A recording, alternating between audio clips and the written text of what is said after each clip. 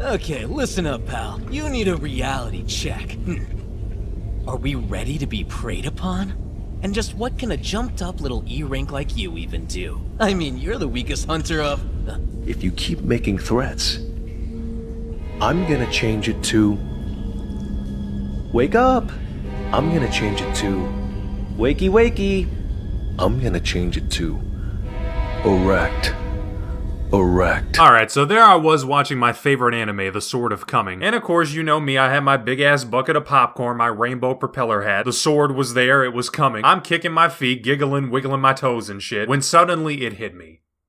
Chinese anime. An entire untapped market as far as this channel is concerned. And where else to start than with the most famous Chinese anime of all time, Solo Leveling. A masterpiece if there ever was one, a classic story of a dude who isn't strong suddenly getting the ability to be strong. Like, I had to go back and check to make sure no one had ever come up with that before, because like, it's just so obvious. How could no one capitalize on that? This is Solo. He is literally the worst monster-killing person who is legally allowed to kill monsters. And you're not gonna believe this, but his mom has a rare disease and that's why he needs the money. Eternal sleep disease?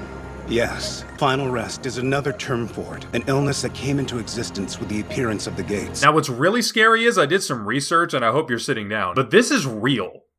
This can happen to your mom. It's this crazy thing called a coma. There's a whole video game series based off it and everything. See, Solo is just a regular guy. This show can happen to any of us. And by any of us, I mean anyone who lives in the red parts of this map. Pay no mind to Asia being perfectly green, though. I'm sure this is just an alternate reality where universal healthcare doesn't exist. Anyways, the show starts and he's heading into a new raid with his party to earn money for the Hopskittles. And his sister's tuition. We can't forget about that. Don't worry, this is gonna end up being one of the most important anime sisters of all time. Just give him a minute. Any season now, she's gonna do something that affects the plot. I got a good feeling about this, trust me. But yeah, they go into the dungeon. It was just supposed to be an easy grab, one last gig, and they would have been out of the game for good. But the one thing they didn't plan on. But there's just one thing they didn't count on. But there was something they didn't count on. But there's one thing. Smile, boys, we're about to retire. He didn't count on. Turns out there's another building inside the dungeon, but not the good kind, like when you get to go to a McDonald's inside the Walmart. This is the everyone gets gruesomely murdered kind, like when there's a Pizza Hut inside the Target.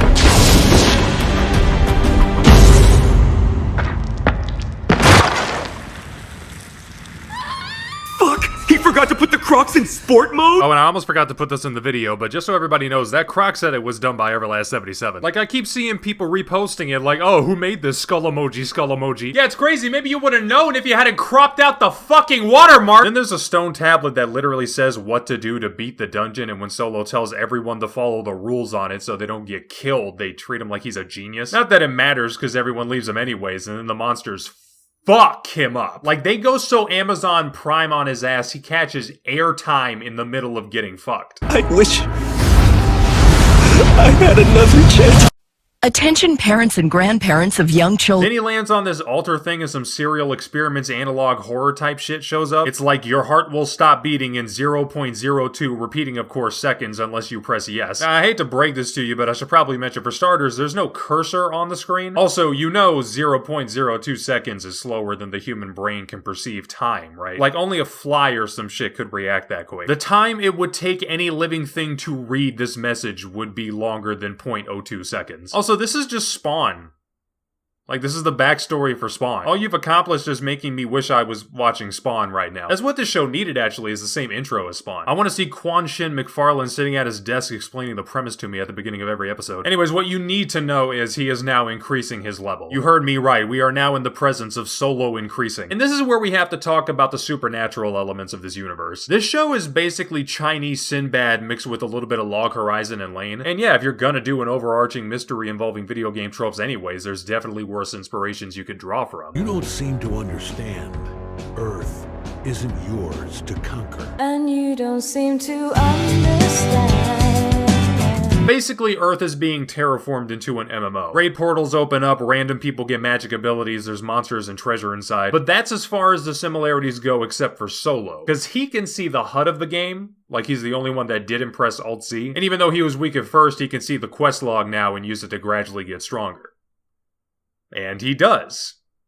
And that's season 1. Never to forget, little boy who See, you don't really want to let this show simmer on you for too long. Like this one scene where he's just talking to himself and digging the hole for the suspension of disbelief to get buried in. Because his hand and leg got cut off right before he woke up in the hospital and all of a sudden he's fine. Then at the beginning of episode 7, he checks his stats and he's like, oh yeah, I forgot I have that buff that makes it harder for me to die. That explains it. Like, bruh. Again, I try not to care with this show, especially with there being no shortage of people who hate on it. But even then, come the fuck on, bro. It's weird though, because the show shifts its demeanor a lot to try and throw you off its scent. One second, the main character will make an actually good point, then he randomly gets his ass beat, then he'll act like whatever's happening is the last episode of the show. His life flashes before his eyes and shit, just so some random clause or bit of plot armor can happen to save him and make it so he can be whatever boss he's fighting. And it's in these moments when you realize something. Solo is kind of fucking retarded, but in the worst way. Like, he knows when he should quit while he's ahead, but he literally never does. He will regularly stop and evaluate his chances of success depending on what it is he's doing, and then completely ignore the entire monologue he just gave himself. I doubt I can level up anymore here. And this sword's a few swipes away from breaking. It's okay though, because they show later on it's less about that and more he just can't stop fighting. Like, the more he levels up, the less he can feel any emotions other than the addiction to fighting. The boss chamber. I know I shouldn't kill it. The gate will close if I do, and the Hunter's Guild will suffer a massive loss. But a little poke can't hurt. Except for the other 90% of the show when the writers forget that's a part of his arc and he's perfectly fine. I mean, I don't trust whoever's behind the curtain here to even remotely do a character study to that degree anyways, so whatever. It just is a little sad though. But then you got literally any scene that focuses on any other character, which I struggle to call scenes, actually they're more like Family Guy cutaways.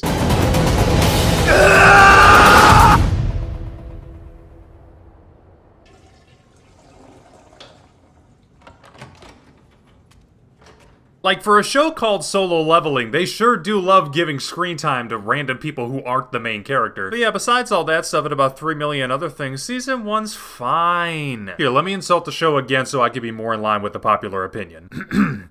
If I had to listen to this show's soundtrack one more time, I was gonna kill myself. Little boy who lost the bed, now I'm raking up the kills.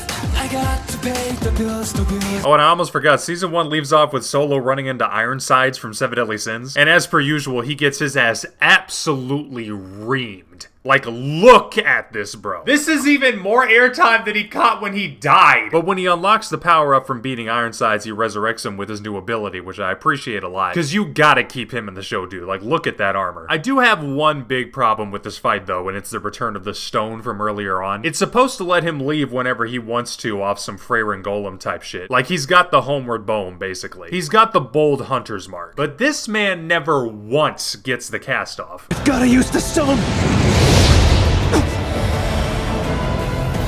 Still though, with all the memes and shit talking from everyone, I was expecting Season 1 to be the worst thing I had ever seen, but it really wasn't. Solo Leveling Season 1 is an anime. By modern standards, it's honestly pretty middle of the road for what it is. It doesn't like to take risks with the writing. Stuff like Episode 5 is the most predictable shit of all time, the character designs are boring as fuck, but none of these are problems only Solo Leveling has. So this is probably just another case of something getting too many eyes on it, except this time people actually wanted to ask questions for once. You know, being critical of the media they're consuming, not taking every piece of information the show gives them at face value and regurgitating it anytime someone tries to call it out. Amazing. But either way, Season 1 in a vacuum is like a 5 out of 10. In fact, this is probably what every 5 out of 10 should be striving to achieve. Unironically, this is the bar. If your show is worse than Solo Leveling Season 1, you're below average. If your show is better than Solo Leveling Season 1, you're above average. That is the legacy of this anime. It was a measuring stick. Now Season 2, on the other hand, is a masterpiece! And let me go ahead and guess here, yeah, it's the 32nd best anime ever made on my anime list. Terrific, bro.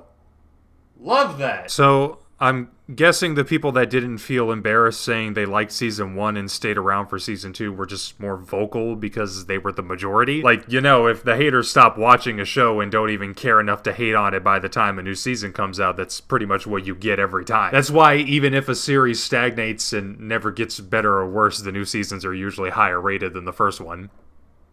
funny. Because meanwhile, the plot of season 2 is him finally going public with his powers to more efficiently aura farm. He gets reevaluated and they find out he's the guy, and he gets to talk to all the other characters that hogged the screen time in season 1 that he didn't know yet. The problem being, they're all completely pointless by now since Solo is him. He's the guy, as previously explained, versus, what, there's only like 2 fans of this show who even know what y'all's names are. Then he meets Netero and bro starts having heart palpitations. How many years has it been since I felt this way? How many years has it been since I've wanted to have sexual relations with another man? Clear my schedule for tonight. I'd like to savor this feeling. I'm about to beat my shit Goofy style. Oh, and there's a little arc where he fights some orcs, too. You want to kill, torture, and devour. Oh, there's something strange mixed with the humans, and no more intimidating than a monkey. Let's see, who haven't I done a terrible impression of yet? I'm thinking either Pepe from the Muppets or the bad guy from Pirates of the Caribbean 5. Let's go with the bad guy from Pirates of the Caribbean 5. Jack Sparrow. Jack Sparrow. Jack Sparrow. Jack Sparrow. Jack the Sparrow. You go find Jack Sparrow and you tell him that I'm going to come and beat him up.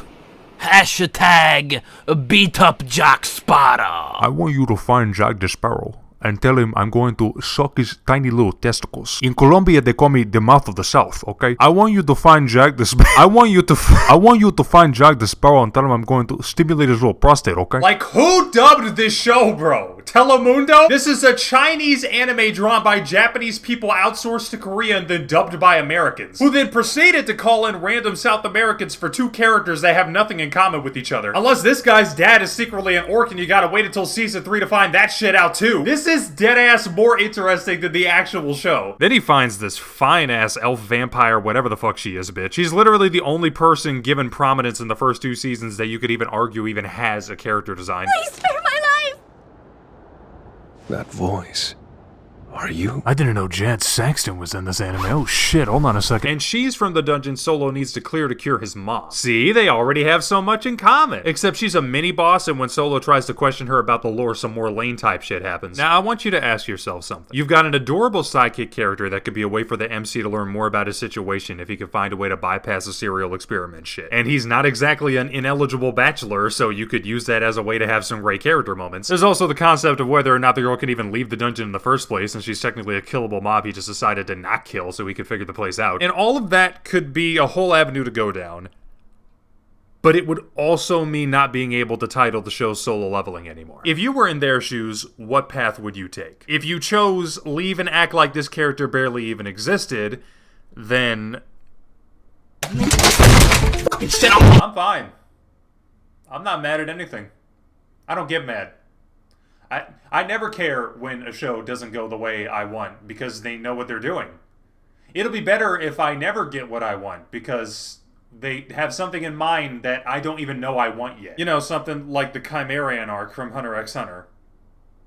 I love that. No, actually, sorry, it's not the Chimerian arc. I'm not even gonna make that overused ass joke. This is the Jeju Island arc. This is serious. Lock the fuck in.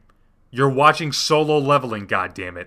It's its own thing. We are all gonna sit here and quietly enjoy the show. No snacks, no pausing, no getting up to go to the bathroom, no anything except the Jeju Island arc. Okay? Know some niggas that went to that island. Why the fuck would you go to that island? Everyone fights a bunch of bugs, bro. Like, what the fuck do you want me to say? The main character's offspray was strongest because he's the main character. Whoop-de-fucking-do. And no, I really am not mad they didn't explore the elf vampire, whatever the fuck. I was joking about that part. My point here is we had an entire arc dedicated to, look, now the main character is even more the strongest person in the universe. Did we need that? No. Did we need something different? Yes. Were we desperate enough to include the thing I recommended in the list of candidates, despite popular belief? Yes. Look, I'm just out here trying to put the pieces together in a slightly nicer way. I didn't write this shit. I would have never let myself have this few pieces to begin with. But this is where we are, so...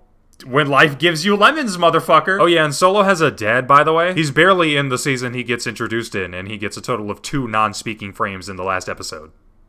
The end. In closing, your mileage with Solo Leveling is going to vary drastically depending on what you want out of it. Like, I was going to be a little disappointed no matter what, only because I was expecting a so bad it's good kind of deal. But if all you want is an anime that has fun with its OP main character, then Here you go. And not even just that, he's OP and lucky. In episode 209, he goes to craft that potion to cure his mom, and it says the success rate is based off his intellect stat. So instead of just leveling up his intellect stat to where he can basically guarantee it'll work, he instantly crafts it and uses it anyway. Now, everyone say it with me. I've taught you well enough to know the words to this one. Why the fuck would you write the success rate into the script in the first fucking place then? I genuinely hope I'm stupid and didn't notice that there was something stopping him from waiting. Like, please tell me I'm missing a detail here. Please tell me solo leveling is just the silence from Doctor Who, and every minute I spend not observing it makes the information about the plot escape my memory. What I'm trying to say is, it's equipped with everything the type of person it would be appealing to needs to self-insert themselves and all that good shit. I actually think I might.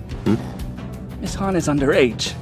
You do know that, right? A little poke can't hurt. But make no mistake, the memes of the plot being cyclical as fuck are definitely true, and at the end of the day, you're better off embracing them instead of fighting them.